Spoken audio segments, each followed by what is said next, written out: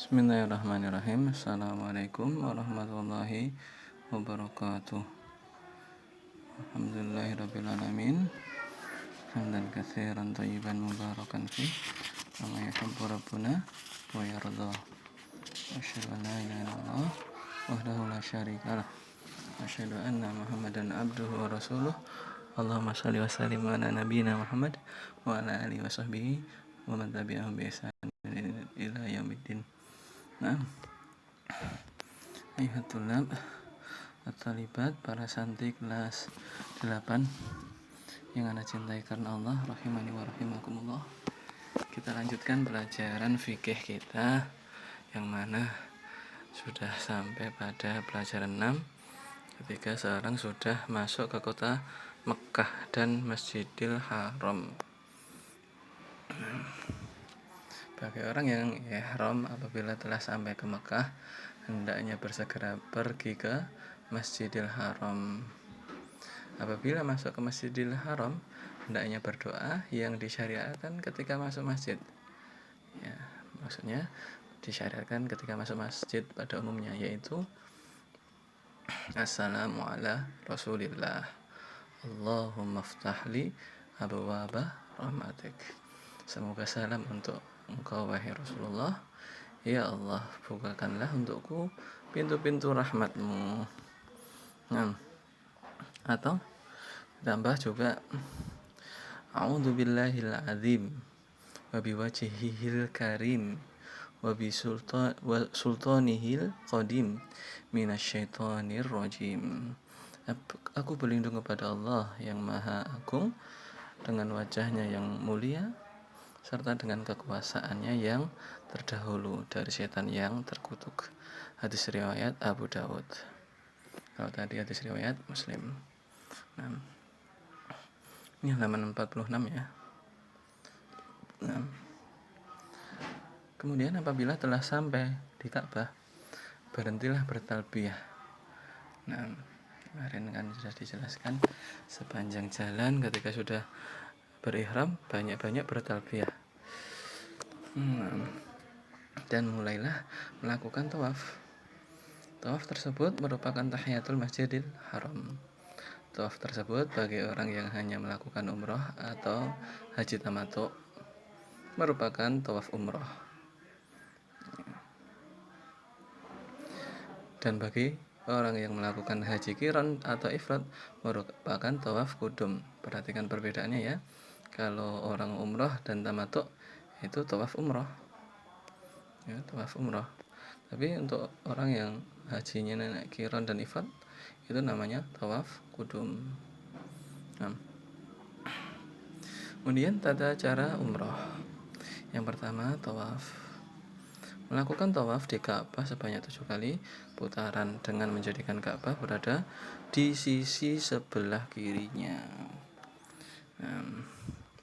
Setiap putaran dimulai dari Hajar Aswad dan berakhir padanya. Ya, dari setiap sampai Hajar Aswad itu namanya satu putaran. Hajar Aswad dimulai dari situ, muter sampai Hajar Aswad satu, muter lagi sampai Hajar Aswad lagi dua. Lalu mensejajarkan diri dengan seluruh badannya dengan berdiri menghadapkan kepadanya. Menghadapkan diri kepadanya, menghadapkan kepada Ka'bah, menghadap kepada Ka'bah. Kemudian mengusapnya dengan tangan kanan dan menciumnya. Nah, apabila kesulitan untuk mencium Hajar Aswad, maka dibolehkan dengan mengusapnya dengan tangan kanan lalu mencium tangannya tersebut. Ya, kalau susah ya maka cukup mengusapnya dengan tangan kanan lalu mencium tangannya. Apabila masih kesulitan untuk mengusapnya, maka dia memberi isyarat dengan tangannya seraya mengucapkan Allahu Akbar. Tangannya sambil diangkat tangan kanannya. Setiap kali sampai di Hajar Aswad, hendaknya dia mencium dan mengusapnya. Ini kalau bisa ya, kalau sepi. Tapi rata-rata seringnya ramai terus. Jika kesulitan untuk melakukan, maka cukup dengan mengisyaratkan. Nah, ini cukup mengisyaratkan dengan tangan kanan lalu berjalan tanpa berhenti. Ini putarannya. Ini Hajar Aswad, ya berputar ke sini. Ya di luar Hijr ya, karena Hijr ini masih di dalam lingkup Ka'bah, masih dihitung Ka'bah. Disunahkan untuk tawaf umrah berlari-lari kecil atau romel pada 3 putaran pertama. Apa itu romel? Adalah berjalan dengan cepat, ya, atau berlari kecil. Itu berjalan dengan cepat dengan dipendekkan langkah tanpa meloncat. Ya, cepat jalannya. Ya, disunahkan dalam melakukan semua tawaf dengan ittiba. Ittiba itu seperti ini. Ya, yakni ya, membuka pundak kanannya dan memasukkan selendang dari bawah, ya, bawahnya, dan menjadikan dua ujungnya di atas, ya, pundak kiri untuk laki-laki, ya. Dan berdoa ketika berada di antara rukun zamani dan Hajar Aswad. Doanya sudah kita hafal, antara rukun zamani dan Hajar Aswad. Rukun zamani itu di sini. Ini Hajar Aswad, berarti rukun zamani di sini. Nah, dari sini muter sampai Hajar Aswad sini. Berdoanya Rabbana atina fid dunya hasanah wa fil akhirati hasanah wa qina adzabannar. Ya, cukup singkat dan simpel, dan doa, ya, yang diajarkan Rasulullah. Tidak perlu ditambah wadkhilnal jannata ma'al abrar ya aziz ya ghafar. Tidak perlu, ya. Karena sebaik-baik petunjuk adalah petunjuk Nabi sallallahu alaihi wasallam. Nah, apabila telah selesai putaran ke-7, maka kedua pundaknya ditutup dengan selendangnya dan ditinggalkan ittiba, ya. Tadi pundaknya kelihatan, ya, pundak kanannya sekarang ditutup semuanya, karena ittiba ini tidak disunahkan kecuali pada tawaf umrah dan tawaf qudum saja. Kemudian menuju makam Ibrahim, kalau memungkinkan. Makam Ibrahim itu ini, makam Ibrahim. Kemudian sholat di belakang makam Ibrahim itu, kalau memungkinkan, sekali lagi. Nah, pada rakaat pertama setelah membaca surat Al-Fatihah, membaca surat Al-Kafirun, dan pada rakaat kedua setelah membaca Al-Fatihah, membaca surat Al-Ikhlas. Tetapi jika tidak memungkinkan untuk sholat di belakang makam Ibrahim, maka dibolehkan untuk sholat dimanapun dia menghendaki, ya, sebisanya, ya, yang penting tidak mengganggu orang yang tawaf, ya. Ini Hijr ini tadi, ya, Hijr Ismail.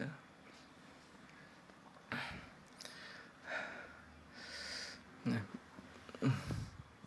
syarat-syarat tawaf. Syarat tawaf yang pertama adalah niat. Kedua, taharah. Ketiga, menutup aurat. 4, sebanyak 7 kali.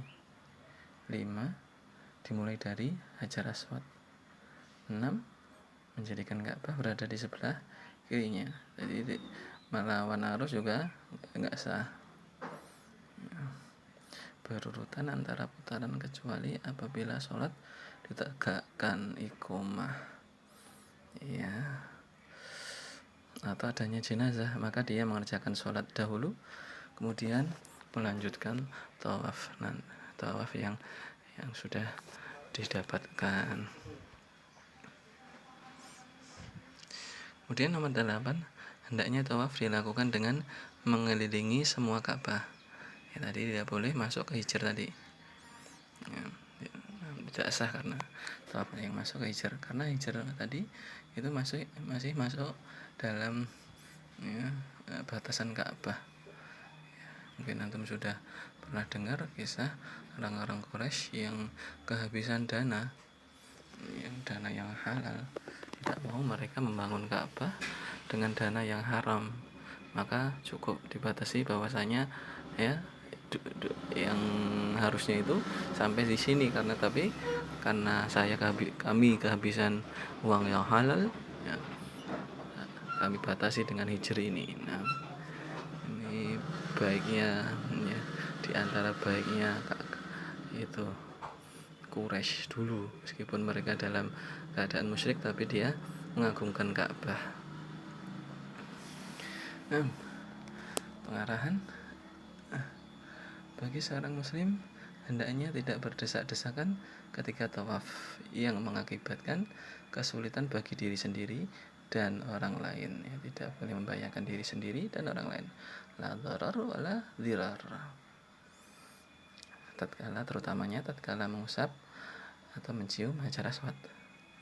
Begitu juga tidak boleh berlari-lari kecil jika mengganggu orang lain yang sedang tawaf. Kalau ya padat ya itu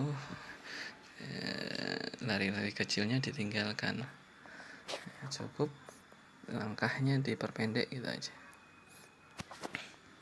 Kedua, berdoa ketika tawaf dengan doa yang mudah baginya. Tidak ada zikir-zikir khusus bagi orang yang tawaf selain apa yang telah disebutkan. Jika seseorang membaca Al-Quran dalam tawafnya, maka hal tersebut tidak mengapa. Membaca maksudnya ya sesuai hafalannya, bukan melihat Al-Quran. Kalau melihat Al-Quran mushaf nanti tidak fokus, nanti mengganggu jamaah yang tawaf lainnya. Itu tiga, itu menampakkan pundak kanan bagi laki-laki yang berihram, disunahkan dalam tawaf umrah atau tawaf qudum.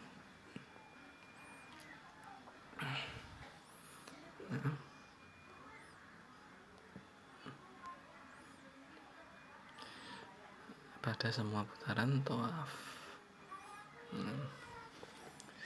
Bagi wanita hendaknya menjauhi ketika tawaf menampakkan perhiasan dan bau wangian, serta meninggikan suara dalam zikir dan doa, ya, tidak menjadikan fitnah.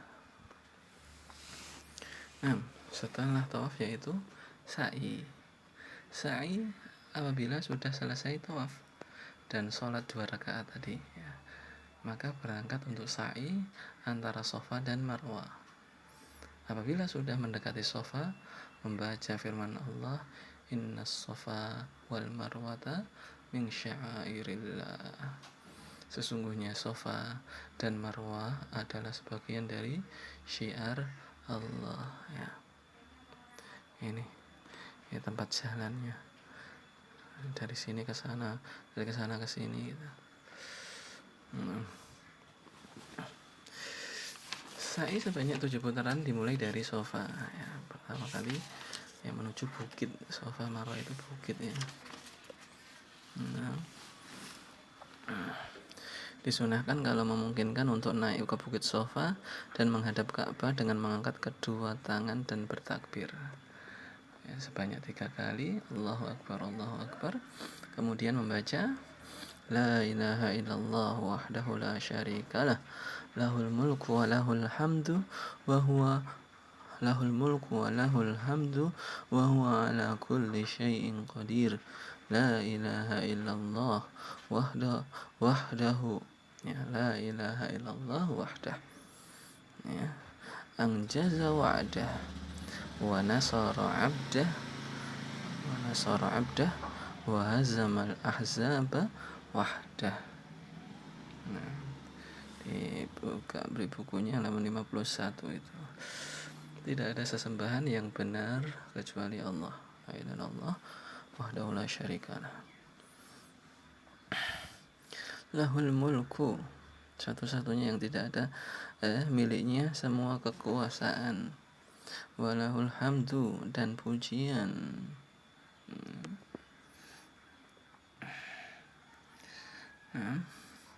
Wa huwa ala kulli syai'in qadir. Dia maha mampu atas segala sesuatu. La ilaha illallah wahdah, tidak ada sesembahan yang benar kecuali Allah satu-satunya. Anjaza wa'dah, yang memenuhi janjinya. Anjaza wa'dah. Wa nasara abdah, dan yang menolong hambanya. Wa hazamal ahzaba wahdah, dan menghancurkan semua kelompok sendirian, ya. Doa-doa dihafalkan, ya. Di doa ketika berada di rukun zamani atau masuk Masjidil Haram dulu bagaimana tadi, ya. Kemudian ketika di rukun zamani, kemudian ketika di Bukit Sofa ini, dan berdoa dengan apa yang ia suka. Mengulang zikir sebanyak 3 kali dan berdoa di antara zikir-zikir tersebut.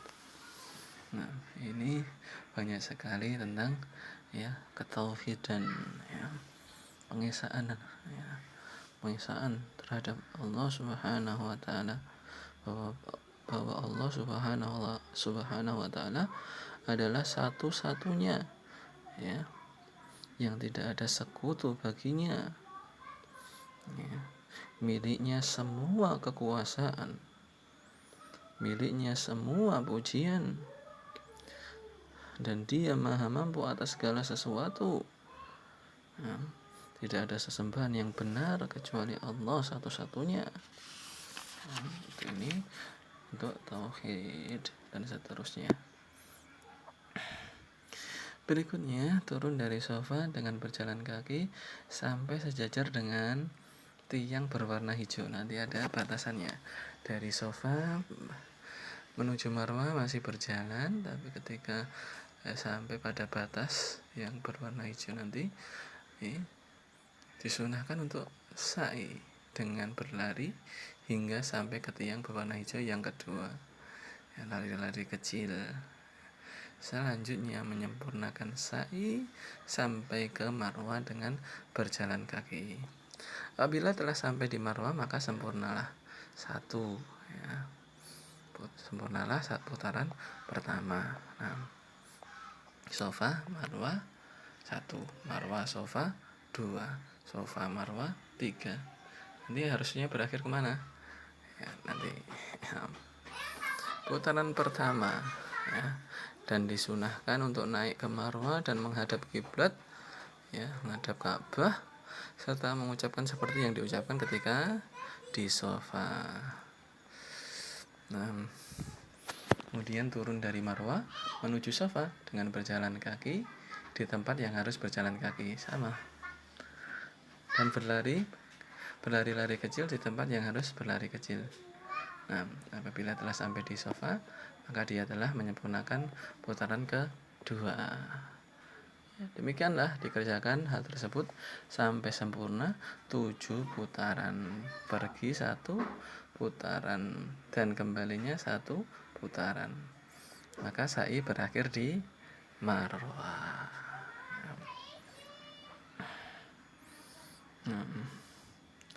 Disunahkan ketika sa'i dalam keadaan bersuci. Apabila sa'i dilakukan dalam keadaan berhadas, ya, batal wudunya, maka sa'inya sah. Sebagaimana juga disunahkan untuk berurutan ketika melakukan tawaf dan sa'i, ya. Akan wudu tapi kentut, dilanjutkan saja, ya, sa'inya. Dan yang ketiga yaitu mencukur gundul atau memendekkan rambut kepala. Nah, ini rangkaian umroh. Apabila yang umroh telah menyelesaikan sa'i maka dia mencukur gundul kepalanya atau memendekkannya. Dan memendekkan rambut meliputi semua rambut kepala dan tidak cukup dengan hanya mengambil sebagian rambut pada satu sisi kepala. Ini kadang kebanyakan orang Indonesia, mumpung, ya,